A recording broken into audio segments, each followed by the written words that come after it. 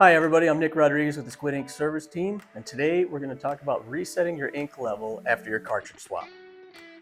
These steps apply for your CoPilot Max, 512i, Gemini, and CoPilot Max long throw print heads.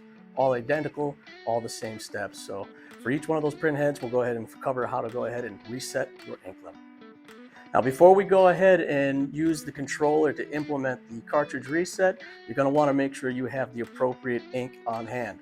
For today's example, we'll be using our PZ1060 oil-based ink, which is one of the most common inks that you'll see out there. But it's very important to have your ink cartridge, your replacement ink cartridge, in hand and ready to go before you make any adjustments on the controller. Okay, so what we're seeing here is an example of a low-level ink condition.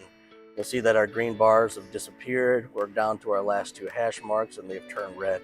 This is when you'll get either your stack light on or when it's a good time to go ahead and get your ink cartridge ready for a swap.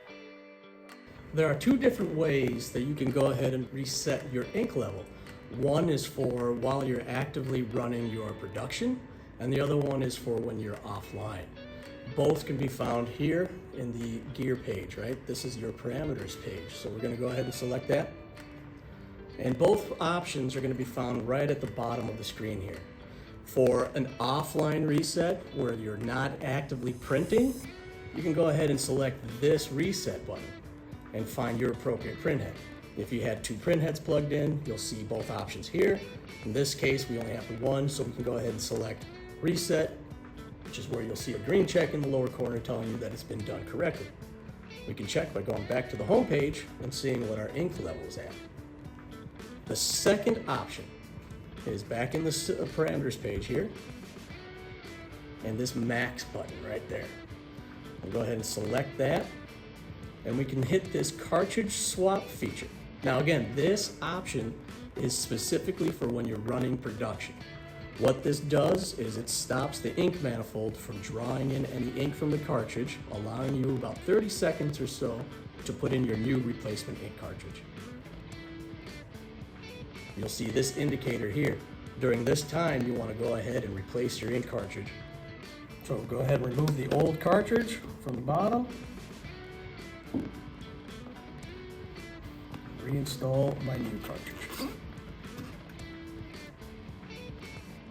When you're done with the replacement, go ahead and select the screen and check the home screen for your ink level. With the cartridge swap button here, when you select this, it will automatically reset your ink level for you. So it does two things. It stops the steppers so we don't pull in air while you're actively printing, and resets the ink level for you at a one-stop, one location on the controller. Again, I'm Nick Rodriguez with the Squid Ink service team. Thanks for joining us in this short video about how to reset your ink levels on your CoPilot Max printers. If you found this video helpful, go ahead and look us up on YouTube for more. Otherwise, elsewhere on the web. Thanks.